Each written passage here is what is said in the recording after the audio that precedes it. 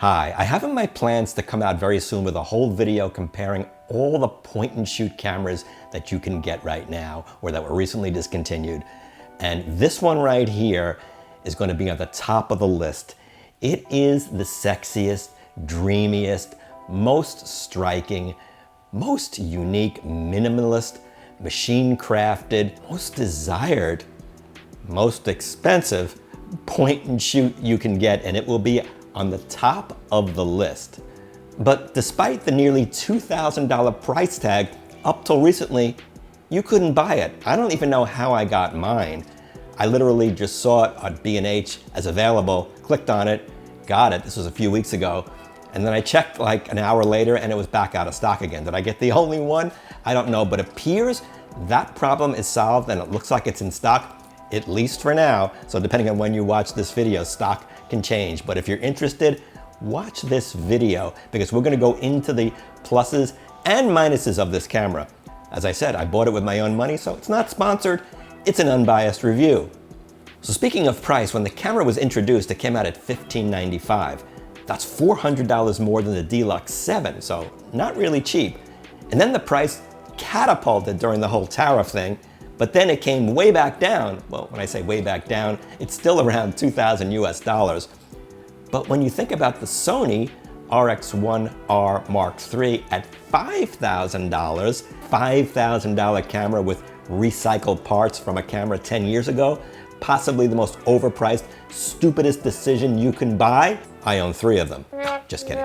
That was pretty funny, right? Well, maybe not, but in either case, do consider giving this a like, and I made it easy for you to subscribe. Just follow that arrow in the lower right and hit that subscribe button if you haven't already done so. So first of all, what exactly is this camera? Well, we know it's a Leica, but it's unusual for a Leica and very unique for a Leica because it has a built-in zoom lens from a wide 24 millimeters up to 75 millimeters, and that's a pretty useful range. It's also a fast lens too. f1.7 at the wide end. When you're fully zoomed in, it's down to f2.8, which is not bad. It was incredibly dark in this restaurant, and I was really happy to even get somewhat of an image, and I really thought it was going to turn out worse than this. But with even a little bit of light, look, you can get some nice depth of field, and it's clean. There's not a lot of grain, whether you're at night, sunset, or in a low-light subway platform. This camera did perform. The Q line has fixed lenses that you can't remove. Now the M and the SL series cameras use interchangeable lenses, but the D-Lux 8 uses a zoom built-in lens. So this one is a unique Leica, but it retains a lot of the niceties of the other Leica cameras. As a matter of fact, this new model was more modeled after the Q series and takes a lot of the designs from the Q. Look at this article. It said this is the most beautiful camera money can buy, and it's actually the 100th anniversary edition of this camera. But I don't know, I kind of like the regular version of this camera. To me, it looks just as good, if not better. But that's a personal decision, but just so you know, You'll have to pay a premium for it. yeah, it's a unique Leica camera, but is this camera truly unique? Actually not. This is the Panasonic Lumix LX100 Mark II, which is basically the same camera. It was discontinued a while ago, even with that little flash. Difference is the exposure wheel. On the D-Lux 8, they made it a customizable wheel. Both cameras have the Leica lens and share the same 21 megapixel sensor, but all your images are cropped down to 17 megapixels so you can use whatever aspect ratio you want. And for this video, I'm using the 16:9 aspect ratio because I think that'll show up very well for YouTube if you're watching this on a widescreen device. And there's a dedicated aspect little dial right on the camera, which makes it unique. Now, 17 megapixels, you may say, is not that much, but I found it still sharp enough to crop in and to see this guy looks perfect for his t-shirt, doesn't he? We're able to crop in and see this doorman saying, "Hey, are you taking a picture of me?" And this guy, well, he's thinking, maybe I am the Messiah. Is it possible I'm here already? So the price of that used LX100 Mark II is a lot less than a new D-Lux 8, so just keep that in mind. But Leica still uses their own proprietary color science in their imaging. Look at this sunset shot. I never saw a shot like this. It almost looks like a painting taken with the D-Lux 8. The colors are absolutely gorgeous in all lighting conditions, showing April's beauty here, and using the pop-up flash gives it that little vintage 2000s look. Taking it around the city, I found the colors to be nice and poppy. Everything looks pleasing to the eye to me. The exposure just comes out good. It just looks professional. It looks like it's a bigger sensor than a micro four thirds sensor.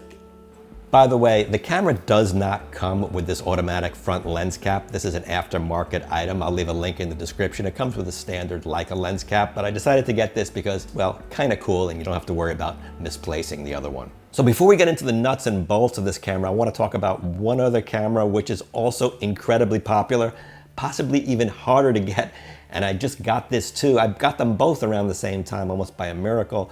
This is the Canon G7X Mark III, which I'll be coming out with a video on it, if not out already. Link in the description. Another camera which is kind of similar to this one in that it has a similar zoom range. Now it does have a smaller sensor, but this has a tilt screen, whereas the Leica D-Lux 8 does not. But the Canon does not have a viewfinder, but it doesn't stop it from being extremely popular, but it's also half the price. And one other option you may want to consider is the Sony RX100 series. This is the 5A, very similar 24 to 70 millimeter zoom range. It's got that pop-up viewfinder and a tiltable screen, which the Leica doesn't have. Of course, this does have a smaller 1-inch sensor. It's also a lot cheaper too. So this is my first Leica, and having that red dot on front, I have to admit, is kind of cool. And seeing that red dot when you turn the camera off, I have to admit, it's kind of cool. You feel like you're in an elite club. I would never want to belong to any club that would have someone like me for a member. But red dots aside, you have to appreciate the minimalist design. In some ways, it's like the Fuji X100 or 5. You don't have a lot of buttons here. You have the shutter speed control on top. You have the aperture ring, which clicks nicely. 4 increments between each stop. You have a manual focus ring, small, but it turns nicely. You do have that aspect ratio switch, which I mentioned. And you have customizable buttons as well. There's not a lot of buttons and controls. Simply hold down the button you want to customize and then pops up a menu for all the options for that button. It's very easy and intuitive. The camera also has a number of user profiles so you can save your settings. The record button for video is in the menu. There's no hard button on the camera, but you can program that. Here is the USB-C and micro HDMI ports. It comes with this little neat flash. Again, that's bundled with the camera. It pops right on and doesn't add a lot of bulk to the camera, which I like. And also very simplified, just an on-off button, that's it. The camera doesn't have a grip per se, so my choice is using a little hand strap here. I'm sure there are aftermarket grips that you can get, but I like keeping the camera as small as possible. To me, that's the whole point of it. The camera has a nice uncluttered menu like the Q. Video options include 4K and 1080p, 30, 60, and 24 frames a second. New to the D-Lux 8 is DNG for RAW, which makes it a lot easier to work with. There are film styles, such as standard, vivid, natural, and monochrome, and I'll demonstrate that on these garbage pails. What better way to demonstrate it? There's subtle differences, but it helps you grade in camera. And if you shoot in RAW and JPEG, you can shoot in black and white, for example, and you always have a color backup just in case you want to pick. I really like the monochrome. It's great for street work, and that coupled with a nice sharp lens you can crop in too. While you can adjust some picture parameters in the menu, one thing I was disappointed is you can't do any RAW editing. I have a Ricoh GR series where I could edit my RAWs right in camera. I can add picture effects and change the aspect ratio. You need the Leica Photo app to do that, but I always prefer to be able to have the option in camera. The viewfinder in the D-Lux 8 has been improved over the D-Lux 7. It's nice and sharp and bright. Disappointingly though, the screen does not tilt, and none of the Leica D-Lux series screens tilted. And for a camera that should be great for street photography, this is frustrating. Another missed opportunity is the lack of a stepped zoom, which you have like on this camera, the Sony RX100 Mark VII.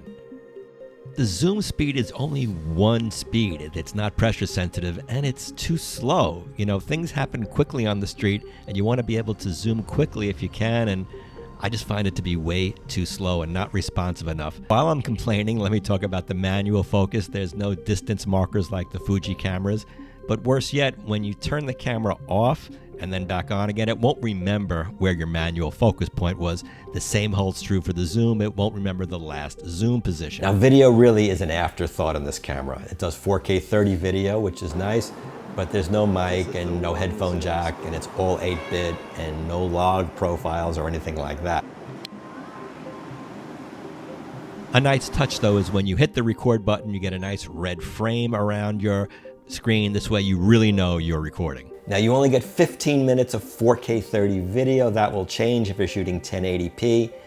And reports say that a camera can overheat, so you're not going to really use this for any long form video work, just to shoot some clips here and there. So who else is this camera for? Being a small camera, if you take the flash off, it's even smaller. But is it pocketable? I would say no.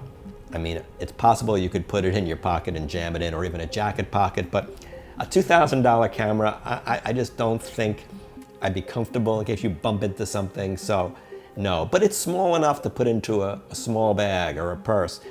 And that makes it perfect for travel or for everyday use or for family events or just walking around. The zoom really isn't strong enough for wildlife or birding, however.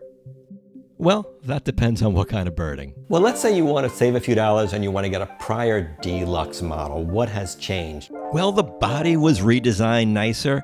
There's DNG RAW. The viewfinder now is OLED with a higher magnification. Also a higher resolution rear screen, faster SD card support, and USB-C charging. On the downside, the D-Lux 8 actually has a slightly slower burst rate, and the minimum shutter speed on the leaf shutter is down to 1/2000th of a second from 1/4000th. So some frequently asked questions about this camera. Is there a built-in neutral density filter? No. Is the camera weather sealed? No. Is there any built-in storage? So you got to be sure to remember to bring your SD card with you. A UHS 1 or 2 will work. And there it goes right in the, ooh, it shot clear across the room. Did you hear that? It uses the same battery as prior D-Lux models and battery that many Panasonic cameras use. Is the lens interchangeable? Nope. What is the ISO range? It's 100 to 25,000. How quickly does the aperture slow down? Well, it's f1.7, just at the widest. The lens will go to f2.8 when zooming in the 52 to 75 millimeter range. Does the flash require any batteries? No, it doesn't. It's really tiny and it uses the battery from the camera, so there's nothing you have to do. You don't have to charge it or anything like that. The filter size thread is 43 millimeters. So what's the verdict? Yeah, at nearly $2,000 US, the camera is expensive, but that's the world we live in. And this is a unique camera. I mean, it's gorgeous, it's minimalist, it's heavy, but not in a bad way. I mean, it's solid. It's chunky, but it's small. And the pictures are gorgeous. They're creamy, they're professional looking, they're filmic but not soft. Being my first Leica camera, I'm starting to see what people really like about the color science. I'm not sure whether I'm gonna keep it or not. I'm gonna use it for a while longer. I can't pass up a fork in the road shot. Or a chance at a corny joke. You so long. But I hope this video helped you decide whether this is a camera for you. Again, as of the making of the video, it's in stock. Not sure how long that's gonna last. Thanks so much for watching. Stay tuned for that full compact camera review where we're gonna look at compact point and shoots with super zooms, cameras that are currently in stock, maybe recently discontinued. There's gonna be a lot to cover. See you soon in the next video. Let's just be glad we had some time to spend together.